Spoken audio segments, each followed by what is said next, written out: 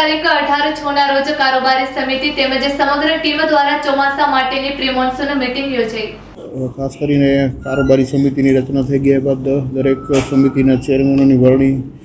કર્યા બાદ અમારી સમગ્ર ટીમ પ્રમુખ શ્રી શીતલભાઈ, ઉપપ્રમુખ શ્રી બિંદિયાબેન, શાસક પક્ષના નેતા રમેશભાઈ, દંડકબેન, શ્રી રૂપલબેન અને સમગ્ર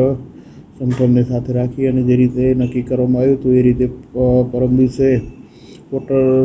ટેન્કર અને ફાયરના સમગ્ર ટીમની મિટિંગ રાખવામાં આવી હતી। ગઈકાલે રોડ લાઇટ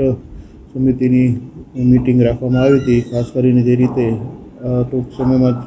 ચોમાસું શરૂ થઈ રહ્યું છે તો આ અંગે એ રોડ લાઇટની કોઈ સમસ્યા ન રહે, વાહનોમાં જે કંઈ પણ ખામી હોય એને દૂર કરવા અને આવનારા દિવસોમાં વધારે પવન લાગે કે વરસાદની સિઝનમાં તમામ રોડ લાઇટની ટીમ સંપૂર્ણ સજ્જ રહે તે માટે ચેરમેન શ્રી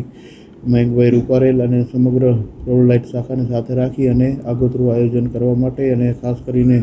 પરિચય પણ થઈ જાય એના માટેની એક ખાસ બેઠક રાખવામાં આવી હતી। હા, ખાસ કરીને ચેરમેન શ્રી મયંકભાઈ અને અમારી સમગ્ર ટીમ આ બાબતે ચિંતિત છે અને લાઇટનો કેટલો સ્ટોક છે, કઈ રીતનું આયોજન કરવાનું છે તેના માટે પણ 2-3 દિવસમાં જ એમની સમિતિની બેઠક કરી અને સમગ્ર આયોજન કરી લેવામાં આવશે।